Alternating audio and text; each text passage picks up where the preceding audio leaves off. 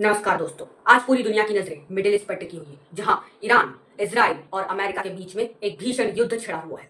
हर तरफ बस मिसाइलों और धमाकों की गूंज है, इसके अलावा कुछ भी नहीं। दोस्तों, क्या आपने कभी सोचा कि इस विनाशकारी युद्ध की नींव कब रखी गई थी? क्यों वो देश जो एक दूसरे के कभी पक्के दोस्त थे, आज एक दूसरे के खून के प्यासे बन गए हैं? आज के वीडियो में हम 1970 के दशक से लेकर 2026 के इस ऑपरेशन एपिक फ्यूरी तक की पूरी कहानी को डिकोड करेंगे। तो चलिए शुरू करते हैं। तो कहानी शुरू होती है 1979 से पहले। आज आपको यह सुनकर यकीन ना होगा, लेकिन यह बात सच है कि 1979 से पहले ईरान और अमेरिका के बीच एक गहरी रणनीतिक साझेदारी थी।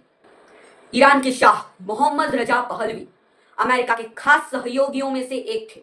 अमेरिका की ट्विन पिलर्स पॉलिसी के तहत मिडिल ईस्ट में सऊदी अरब और ईरान अमेरिकी हितों की रक्षा करते थे। तो हैरानी की बात तो यह है कि ईरान का पहला परमाणु रिएक्टर और यूरेनियम भी अमेरिका ने ही उसे 1967 में एक तोहफे के रूप में दिया था। इतना ही नहीं, उस समय ईरान और इजराइल के बीच इंटेलिजेंस और रक्षा को लेकर बहुत गहरे संबंध थे। इन दोनों देशों के बीच एक गहरी साझेदारी थी इंटेलिजेंस और रक्षा के संबंध में।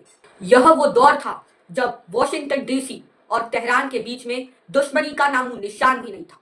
लेकिन फिर आया साल 1979, जिसने इतिहास का रुख हमेशा के लिए बदल दिया। ईरान में इस्लामिक क्रांति का दौर शुरू हुआ और सत्ता में आए आयतुल्लाह रुहुल्लाह खामनेई। नवंबर 1979 में ईरान के तेहरान में प्रदर्शनकारियों ने अमेरिकी दूतावास पर कब्जा कर लिया और 52 अमेरिकियों को 444 डेज के लिए बंधक बनाकर रखा। इस एक घटना ने दशकों पुरानी दोस्ती को राख कर दिया। ईरान की नई सरकार ने अमेरिका को ग्रेट शैतान और इजराइल को अवैध कब्जाधारी कहना शुरू कर दिया। अब आया साल 1989। इस साल के जून महीने की 30 तारीख को, यानी कि 3 जून 1989 को ईरान के supreme leader Ayatollah Ruhollah Khamenei का निधन हो गया और इसके कारण सत्ता में आए Ayatollah Ali Khamenei. Ayatollah Ali Khamenei ने इस दुश्मनी को ईरान की विचारधारा का हिस्सा बना लिया। उन्होंने अपनी क्रांति का मकसद बनाया अमेरिकी प्रभाव को ईरान में पूरी तरीके से खत्म करना। सालों तक चलता रहा यह तनाव 2026 में एक ज्वालामुखी की तरह फट गया। अब सवाल आता है कि आखिर 2026 के दूसरे महीने की 28वीं तारीख को, यानी कि 28 फरवरी 2026 को ही क्यों यह ज्वालामुखी फटा? दोस्तों, इसके पीछे 3 मुख्य कारण थे। सबसे पहला कारण था परमाणु हथियारों की होड़। इजराइल और अमेरिका का मानना था कि ईरान ने गुपचुप तरीके से परमाणु हथियार बनाने की पूरी तैयारी कर ली है। इसका दूसरा सबसे मुख्य कारण यह था कि ईरान की बैलिस्टिक मिसाइलें, जो अब यूरोप और अमेरिका तक जाने की ताकत रखती थी। इस युद्ध का तीसरा और सबसे बड़ा मुख्य कारण था ट्रंप प्रशासन और नेतन्याहू।